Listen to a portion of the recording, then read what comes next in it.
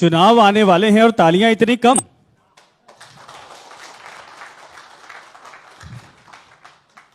जोश ऐसे नहीं बढ़ेगा बिहार का। बिहार की राजनीति और बिहार के खून में राजनीति दोनों बराबर होती है। तो मुकेश जी अगर मंच पर हों और आप लोग तालियों में कंजूसी करें, ये अच्छा संकेत। बिल्कुल, पूरा सभागार इस वक्त गर्म तालियों से हो रहा है। जरूर जरूर, बहुत बहुत धन्यवाद। सवाल अब ये है कि राजनीति अभी विधानसभा की हो, देश की हो, अमित शाह जी का दौरा हो और आपके कार्यक्रम हो, इस सभी को अगर समाहित करके देखा जाए तो अभी वीआईपी की तैयारी कहां पर है? विधानसभा चुनाव आप लोग किस हिसाब से इस बार चुनावी तैयारी में जा रहे हैं, या लोकसभा चुनाव उसके पहले देखा जाए तो?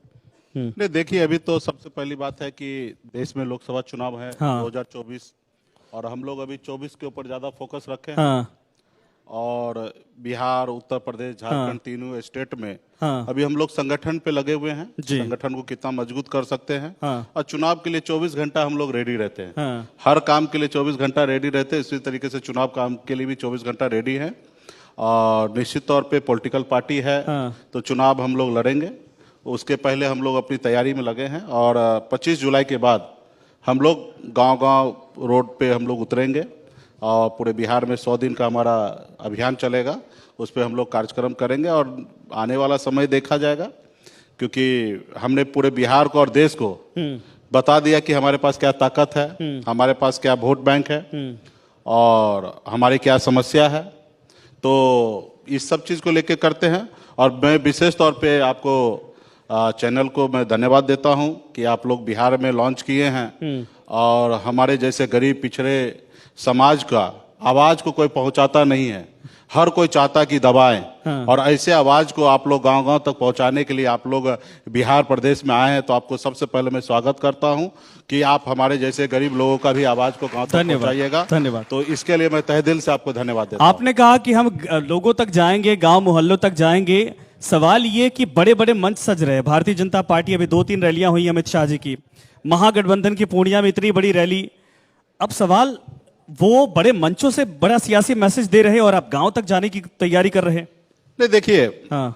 कुछ लोग होता है कि हवा की राजनीति होता है। हाँ। और कुछ होता है जमीन की राजनीति। हाँ। हम लोग जमीन पे गरीब लोग हैं, अपने घर घर तक हम लोग कनेक्ट रखते हैं। हम लोग हवाई वाला राजनीति नहीं करते। ये भी एक समय था, मैंने किया।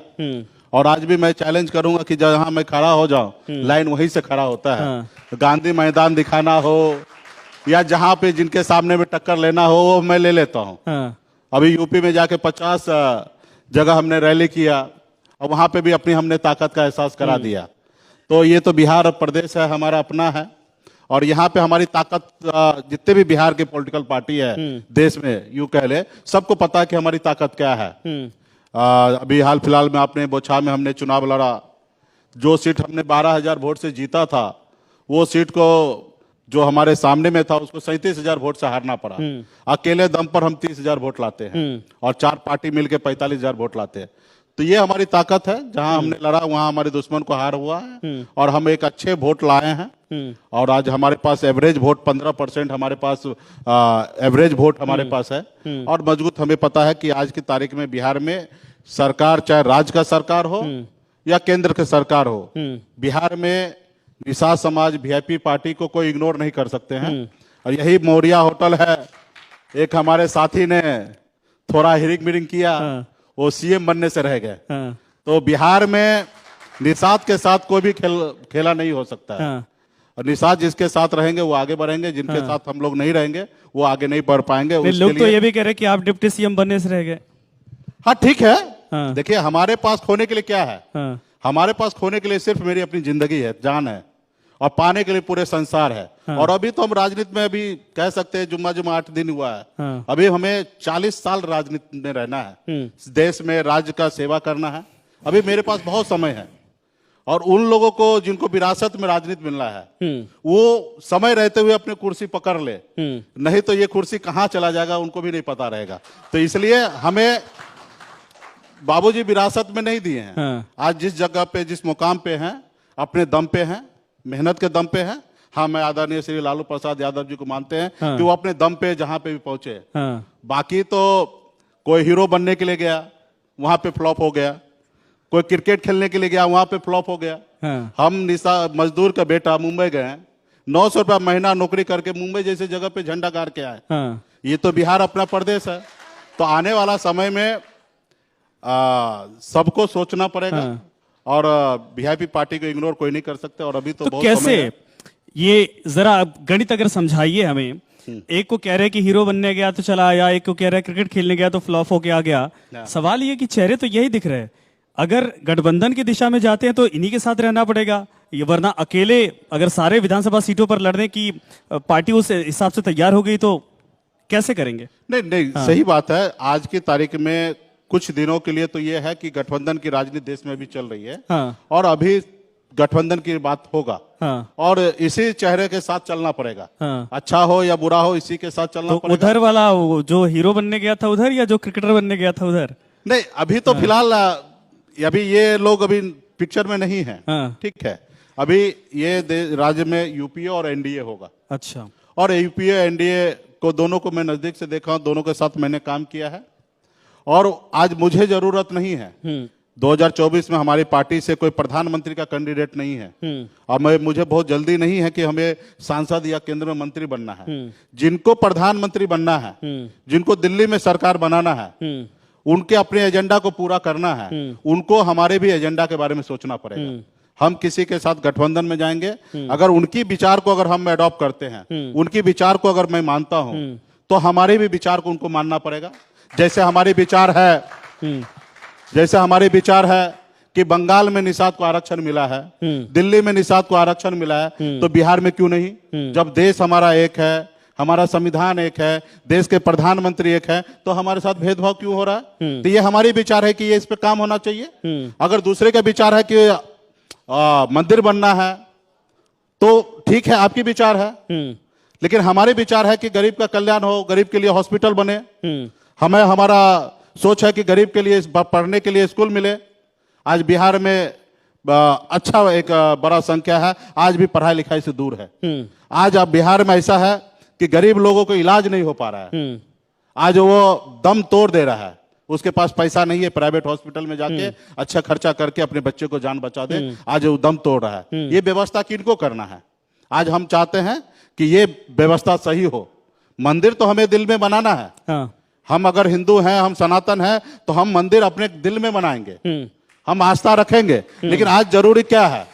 आज जरूरी है बच्चे का इलाज होना चाहिए। और खास करके उस वर्ग को लिए, गरीब वर्ग के लिए, SC ST OBC जो है, जो निश्चित तौर पे इस देश में आज भी बहुत पीछे है। और ऐसे लोगों के लिए कुछ करे। जो हमारा बाबा साहब ने हमें इस समाज के लिए एक सपना देखा, वो आज जरूरी है कि वो सपना के तहत आज इनके लिए कुछ काम हो। लेकिन नहीं हो रहा है। आज धर्म की राजनीति हो रहा है, मंदिर की राजनीति हो रहा है, मस्जिद की राजनीति हो रहा है, विकास की राजनीति नहीं हो रहा। एक दूसरे से बदले की भावना की राजनीति हो रहा है। अब भाई, सरकार जिनको जनता ने चुना, सरकार चलाइए। आप बने हुए सरकार को गिराइएगा। कोई पार्टी खड़ा हुआ, आजादी से 75 साल तक हमारा समाज, हम लोग संघर्ष करते रहे। पहली बार मौका मिला कि अपने पैर पे खड़ा हुए, 4 गो विधायक बनाए, अपने दम पर बिहार में एक मल्ला का बेटा मंत्री बना। और किसी को पसंद नहीं आया कि ये समाज गुलाम था और इसको आज भी गुलाम बना के रखेंगे। और उन्होंने फिर हमारे साथ क्या किया? हमारे पार्टी को तोड़ दिया, हमें सरकार से बाहर कर दिया। जो सरकार मैंने बनाया, मैं अगर उस समय नहीं चाहता तो सरकार नहीं बनता। हमने ईमानदारी का परिचय दिया। हमारे पास बहुत तरह का ऑफर आया, लेकिन हम वो सारे ऑफर को मैंने ठुकरा दिया। और हमने कहा नहीं, हम एकलव्य के वंशज हैं, वीरांगना फूलन देवी के वंशज हैं, एकलव्य जुब्बा सहनी जी के वंशज हैं। हम लोग ईमानदारी के रास्ते पे चलना चाहते हैं, कि गरीब परिवार से आते हैं। हमें ज्यादा सपना हम नहीं देखना चाहते। हम चाहते हैं कि हमारे लोगों को पढ़ाई लिखाई हो जाए, वो उसके अच्छे घर मकान बन जाए, वो अपने बच्चे को अच्छी जगह सेटल कर दे। यही हमारी ज्यादा सपना है। अगर भारतीय जनता पार्टी कहती है कि आरक्षण के मसले को मानने को तैयार हैं, तो आप जो आरोप लगा रहे हैं कि पार्टी तोड़ दी, विधायक तोड़ दिया, अलायंस संभव है? जो मेरा एजेंडा है उसको पूरा करे। हाँ। जो हो गया उस पर हम बहुत ज्यादा चर्चा नहीं करने वाले लोग हैं। हाँ। राजनीति है, हमें पता है, सबको आगे बढ़ना है। हाँ। और किसी को सर पे पैर रख के जाना है और किसी को हाथ मिला के जाना है। तो जिनको सर पे हाथ पैर रख के जाना, वो मुझे उसके लिए मैं ज्यादा कुछ नहीं कह सकता हूं। लेकिन हाँ, अगर हाथ मिलाना है तो पहला मेरा एजेंडा है निषाद को आरक्षण आप लागू कीजिए। और बिहार सरकार ने अनुशंसा केंद्र में भेज चुका है, केंद्र सरकार का काम है करना। और ये 10 साल से मैं अपने समाज के हक अधिकार के लिए लड़ाई लड़ रहा हूँ। मुकेश सहनी कोई शाहरुख खान या सलमान खान नहीं दिख रहा है, इसलिए हमारे साथ लोग जुड़ रहे हैं। आज मेरे साथ लोगों ने सिर्फ अपने इशू के लिए जुड़ा है, और उस एजेंडा को अगर मैं पूरा नहीं कर पाऊं तो फिर मैं राजनीति में रह के क्या फायदा।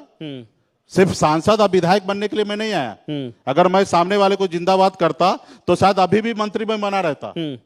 मैं जो कल चाहूं वो हो सकता है, लेकिन मेरी जरूरत है कि हम अपने समाज का जो मुद्दा लेके हम खड़ा हुए। अक्सर ऐसी पार्टियों पे जातिवादी होने का ठप्पा लग जाता है। जिस वजह से हमारी पार्टी बना है, वो एजेंडा को पूरा करे। देखिए, लगाने वाला आरोप कुछ भी लगाए, मैं निषाद समाज जो है वो हमारा अपना परिवार है, और अपने परिवार के बारे में अगर बात करना अगर गुनाह है तो मैं गुनाह करने के लिए तैयार हूं। लोग मुझे जातिवाद राजनीति करे या जो कहना है वो कहे।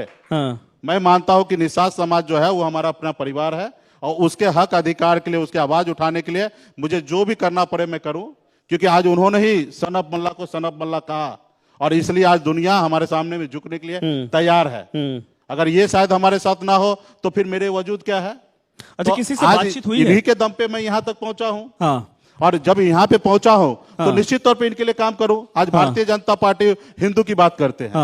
आज उनका विचार था कि हम राम मंदिर बनाए ना, वो आर्टिकल 370 में से उन्होंने संशोधन करना था, उन्होंने किया ना। अगर वो नहीं करते तो फिर काहे का नेता, काहे का लीडर। तो इसलिए अगर हम भी अगर जिस एजेंडा को लेकर यहाँ पे आए हैं, हमारा समाज ने हमें ये पार्टी बनाया कि आप हमारे हक अधिकार के लिए लड़िए। जो काम 75 साल से नहीं हुआ वो काम आपको वहां पे पहुंच के करना है। तो मैं अगर वहां पे पहुंच के अगर वो काम नहीं करता हूं तो फिर मुझे तो ऐसे कुर्सी को छोड़ देना चाहिए। सर, पहले कोशिश में आपने, जाहिर सी बात है कि अच्छा प्रयास किया, आपके विधायक है, आप खुद मिनिस्टर बन गए, लेकिन वो झटका लग गया। अब सवाल यही है, लोग कहते हैं या पॉलिटिकल पार्टियां भी कहती हैं कि उनके खुद के साथी उनके साथ रहे नहीं, तो आने वाले वक्त में क्या भविष्य वीआईपी का जनता के हिसाब से रहेगा? निश्चित तौर पे झटका देने वाला बड़ा है, या जो आपके समर्थक दिए हैं। मैं मानता हूं, और हमारे लोग भी देख रहे हैं। और वो विधायक क्यों गए, किस लिए गए, उनको क्या फायदा मिला, क्या नुकसान मिला, ये बिहार के जनता को पता है। और ये तो मेरे लिए पहला मेरा पार्टी नहीं है। बिहार में तमाम, अभी शिवसेना को देखिए 40 विधायक चले गए, मेरा 4 गया, क्या हुआ, 40 चले गए। अभी तो ऐसा है कि हमारे स्वर्गीय रामविलास पासवान जी की पार्टी एलजेपी, उनकी झोपड़ी गायब करा दिए, घर परिवार में लड़ाई लगा दिए, घर परिवार को तोड़ दिए। तो देश में भी राजनीति अलग दिशा में चल रहे हैं, और इसमें हमारे लोगों को पता है कि क्या हो रहा है, सबको पता है। अभी कुछ चीजें अभी मैं नहीं चाहूंगा कि बोलूं, ठीक है, अभी आने वाला समय आएगा तो मैं यही पूछ रहा हूं, कोई संवाद किसी से हुआ है? आपने लालू जी का जिक्र किया कि लालू जी को हम नेता मानते हैं, लालू जी अगर आपसे संपर्क करते हैं तो? नहीं, देखिए, लालू जी को, नीतीश कुमार जी को मैं मानता हूँ, कर्पूरी जी को मानता हूँ, अम्बेडकर साहब को मानता हूँ। यही विचार को लेके मैं जी रहा हूँ। मैं संघर्ष कर रहा हूँ, क्योंकि ये लोग बड़े नेता हैं और ये लोग ने हमेशा समाज के लिए, लोगों के लिए, भलाई के लिए बहुत सारा संघर्ष किया। तो समाजवाद के साथ चलते हैं सर, और तेजस्वी यादव से फिर परहेज। आप कहते हैं कि भाई वो कुर्सी घर में लेकर आए थे और कुर्सी अब छोड़ दें, कहीं और देख लें। देखिए, मेरा किसी एक व्यक्ति से कोई मेरा ये लड़ाई नहीं है। तेजस्वी यादव से, वो मेरा छोटा भाई है, और मेरा उससे कोई परहेज नहीं है। मेरा एक ही लड़ाई है कि भाई आप आगे बढ़ना चाहते हैं, लीड करना चाहते हैं तो कीजिए, लेकिन आपके साथ जो लोग हैं, सिर्फ आप अकेले राजा मत बनिए। आप अपने अगल बगल के लोगों को भी मजबूत कीजिए, अपने पूरे बिहार को मजबूत कीजिए। सिर्फ बिहार मतलब 13 करोड़ जनता है, वो 13 करोड़ में एक आप भी हैं और आपके एक परिवार है। सिर्फ आप ही के 13 करोड़ आपके परिवार और ये आप नहीं है। 13 करोड़ जनता के लिए आपको सोचना है, और उसमें मुकेश सहनी भी है और अन्य लोग भी है, तो सबके लिए सोचिए। आप सोचिएगा कि आज खाना बना और अकेले हम खा जाए, तो ये सही नहीं है। ठीक है, कम है तो सब मिल बांट के कीजिए। अकेले अगर खाने के सोचिएगा तो फिर कोई गुलाम आपके साथ क्यों बन के रहेगा? वो आपके साथ, वो भी अपना चाहेगा अपना जमीन बनाना, दुनिया बनाने का, जैसे लालू जी ने अपने दम पर अपना दुनिया बनाए। हमें भी समय लगेगा, 2 साल 10 साल हुआ इस जगह तक पहुंचे ना, और 10 साल लगेगा, अपनी दुनिया हम लोग बनाएंगे। तो अगर आपको, अगर समाज का अगर दुख दर्द अगर आपको एहसास है, अगर इनको भला करना है तो साथ मिलके चलिए। तो अकेले सहसा के जैसे चलिएगा तो नहीं होगा। तो ये हमारी लड़ाई, बाकी ऐसा कुछ नहीं है। अच्छे संबंध है। आपका लक्ष्य 24 के चुनाव में क्या है? बिहार के साथ साथ यूपी के हिस्से, वहां पर संजय निषाद ऑलरेडी अलायंस के साथ कुछ सीटों पर उनका अब दबदबा बनाने में कायम है। और बहुत सारे ये लोग भी कहते हैं कि पिछले चुनाव में आप वहां से गए थे लेकिन खाली हाथ वापस लौटना पड़ा। नहीं, ठीक है, हम गए तो सही है ना। वहाँ पे हमारे लोग हैं, हमारी बड़े संख्या, पूर्वांचल में पूरा निषाद ही निषाद है, वो जो चाहेंगे वही होगा। लेकिन आज उस सरकार में क्या है? आज डॉक्टर संजय निषाद हमारे भाई हैं, बड़े भाई हैं। आज वहाँ पे क्या है? वो लीडर है, वहाँ लॉर्डर बन के है। उनके इतने बड़े उत्तर प्रदेश की सरकार में 25 करोड़ का बजट उनका पास नहीं होता है, और उस 25 करोड़ के बजट के लिए वो रो रहे हैं कि भाई 25 करोड़ रुपया बजट नहीं पास हो पा रहा है। अब बताइए, आप लीडर ऐसा होता है? हम भी बिहार में मंत्री बने, 500 करोड़ रुपया अतिरिक्त बजट हमने बिहार सरकार में पशु एवं मत्स्य संसाधन में हमने जोड़वा लिया, और नीतीश कुमार जी ने किए, और हमारे विभाग में कोई बजट का इशू ही नहीं था। हम जो चाहते थे समाज कल्याण के लिए काम कर सकते थे। वहां पे वो लीडर थोड़े हैं, लोडर है। वो कल वहां पे रहेंगे तो भी सही है, नहीं रहेंगे तो भी सही है। आज उनको अपनी जिंदगी जीना है। आज मैं वहां पे क्या गया, उनका क्या नारा था? आरक्षण चाहिए। क्या हो रहा है? आप भाजपा के साथ है ना, आरक्षण आप लिए हैं? नहीं लिए। अब मैंने क्या नारा दिया था? आरक्षण नहीं तो गठबंधन नहीं है, गठबंधन नहीं तो वोट नहीं। और इस एजेंडा पे मैं खड़ा रहा, और उत्तर प्रदेश में जाके हमने लड़ाई लड़ा। ठीक है, परिणाम जो भी हो ठीक है, अगला ताकतवर है, वो हमें मचलने का कोशिश करे, मारने का कोशिश करे, उनको जो उचित लगता है वो कर रहे हैं। लेकिन हम भी अपने स्तर पे हम काम कर रहे हैं। और देखिए, आज मैं फिर पुनः अपनी जगह पे मैं खड़ा हूं। लेकिन हम अपने विचार से समझौता नहीं कर सकते। हमारे जो विचार है उस विचार के लिए लड़ते रहेंगे। 24 का टारगेट क्या है? आप कह रहे हैं कि हम पत्ते अभी नहीं खोलेंगे, वो आने वाले वक्त में 24 में यही है। यूपी, बिहार, झारखंड तीनों राज्य में मजबूती से लड़ेंगे। कितने अच्छे सीट पर लड़ेंगे। और तैयारी तो हमारे 134 सीट पे है तीनों राज्य में। और रहा कि निश्चित तौर पे गठबंधन हम करेंगे। अब गठबंधन किधर होगा वो समय हम आपको नवंबर में हम डिसीजन लेंगे। 4 नवंबर के हमारी पार्टी का स्थापना दिवस है, उसको हम मनाएंगे। उसके बाद हम नवंबर में ही किस गठबंधन के साथ जाना है, देश का समस्या क्या है, देश का युवा के साथ जो वादा हुआ वो वादा क्या पूरा हुआ है, हमारा राज्य का भलाई किस में होगा, किसान का भला किस में होगा, ये सब चीज को हम मंथन करेंगे। साथ में हम अपने निषाद समाज का भी हक अधिकार के लिए जो लड़ रहे हैं वो भी हम देखेंगे। सिर्फ अपने लिए नहीं, हम पूरे देश के बारे में सोच के फिर हम डिसीजन लेंगे कि देश का गरीब किसान का मूड क्या है, युवा का मूड क्या है, देश के उद्योगपति का मूड क्या है, कि देश में कौन चाहते कि किनकी सरकार बनना चाहिए। तो ऐसे विचारधारा के साथ चलेंगे जो विचारधारा देश को आगे लेके जाएंगे। नहीं, ये उसमें ये भी जुड़ जाता है ना कि पार्टी को अगर किसी ने डेंट पहुंचाया तो क्या दोबारा उस पर भरोसा किया जा सकता है? अगर आपको लगता है किसी पार्टी, नीतीश कुमार ने एनडीए छोड़ दिया, उनको लगा कि हमारी पार्टी तोड़ने की बात कही जा रही है, और ये आप झटका देख चुके हैं। मैं वही पूछ रहा, क्या इसको फिर अपने सहूलियत के हिसाब से राजनीति नहीं कही जाएगी, या फिर यह हमारी मजबूरी है कि समाज को हमें ले जाना है तो जो रास्ता दिखाएगा हम जाएंगे पहले? निश्चित तौर पे देखिए, हमारे सिर्फ पर्सनल दुश्मनी हमारी किसी से नहीं है। मैं एक समाज को लीड कर रहा हूं, हमारी पार्टी को लीड कर रहा हूं, और हम उस जगह पे देखेंगे कि हमारे समाज का कैसे भला हो, इस समाज को लाभ कहां से मिल सकता है। उस जगह का अगर मेरे को अगर अपने 2 कदम पीछे भी हटना पड़े तो मैं पीछे हटने के लिए तैयार हूं। लेकिन ये बात सत्य है कि एक बार अगर आप चाय पिएंगे, अगर मुंह पक गया तो दोबारा उसको पीने से पहले जरूर फूकिएगा, चेक कीजिएगा कि ये चाय कितना गर्म है। तो निश्चित तौर पे जो लोगों ने हमारे साथ गलत किया है उनके साथ भविष्य में अगर काम करने का मौका मिला और काम करेंगे तो बहुत तरह का चीजें हम उस पर भरोसा नहीं करेंगे। हम पहले से वो चीज को हम लोग ब्लूप्रिंट बना के जनता में, पब्लिक डोमेन में, अपने लोगों के बीच में ये सब चीज सार्वजनिक करेंगे, उसके बाद काम करेंगे। पहले ऐसा होता था कि कुछ बात को हम लोग सार्वजनिक नहीं करते थे, दूसरे पे हम भरोसा करते थे। उन्होंने जो कहा, हमको लगा कि देश का इतना बड़ा आदमी है, इतना बड़ा नेता है, ये हमारे साथ थोड़े गद्दारी कर सकते हैं, चीटिंग कर सकते हैं, तो हम उस पर भरोसा करते थे। लेकिन अभी हम भरोसा करने के मूड में नहीं है। जो भी बात होगा पब्लिक डोमेन में होगा, और पब्लिक में जो भी समस्या है उसको रखा जाएगा, एड्रेस किया जाएगा, उसका एक टाइम बाउंड बनाया जाएगा कि इतने टाइम में ये चीज को, समस्या को दूर करेंगे। और फिर वो जो निश्चित तौर पे जब पब्लिक डोमेन में होगा तो वो करेंगे, नहीं करेंगे तो फिर वो समय आएगा। क्योंकि हर नेता को 5 साल पे 2 बार जनता के बीच में जाना होता है। एक बार विधानसभा का चुनाव जब होता है स्टेट का, उस समय में जनता के बीच में जाना होता है, और एक जब लोकसभा का समय होता है जनता के बीच में जाना होता है। और फिर जनता से आप बार बार झूठ नहीं बोल सकते हैं, आपको कहीं ना कहीं आपको सच के साथ जाना पड़ेगा, तब जनता आपको बार बार एक्सेप्ट। मंदिर वाली राजनीति से परहेज है या आपत्ति नहीं है? सॉरी, क्या बोले? मंदिर वाली राजनीति से? मंदिर वाली राजनीति नहीं, मुझे कोई परहेज नहीं, मंदिर तो बनना चाहिए। हाँ। हम तो कहते हैं हर देश में जितने भी हिंदू धर्म मानने वाले लोग हैं, सनातन धर्म मानने वाले, सब दिल में मंदिर बनाइए। और मंदिर में क्या है, हमारे धर्म ग्रंथ में हमारे पूर्वज ने क्या कहा कि 33 करोड़ देवी देवता है। हम 33 करोड़ देवी देवता को हम मानते हैं। और हमारे ग्रंथ में क्या कहा गया कि आप कर्म करो फल मिलेगा। तो आप कर्म करो फल मिलेगा। तो आज हमें तो ऐसा चाहिए जैसे बाबा साहब अंबेडकर ने, हम कर्म नहीं किए तो भी हमको फल दिया।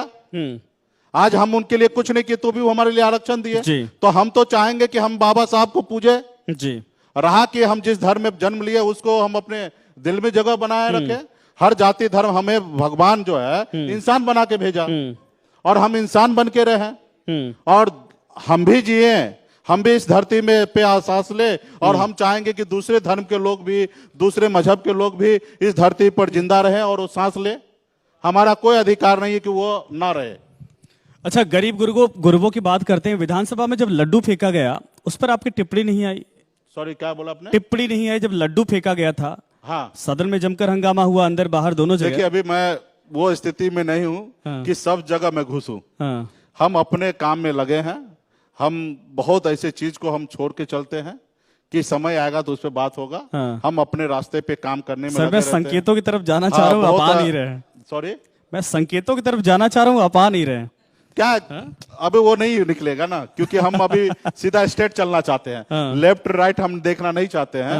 और समय आएगा तब देखा जाएगा। अभी हम अपना स्ट्रेट काम कर रहे हैं। अब आप अच्छा कर रहे हो तो जनता आपको पसंद करेंगे, आप गलत करोगे तो जनता निर्णय लेगा। तो ये हम जनता के ऊपर छोड़ दे रहे हैं और हम अपने मिशन में लग गए कि अपने काम करें। हम एक दिन में 300-300 किलोमीटर का दौरा करते हैं।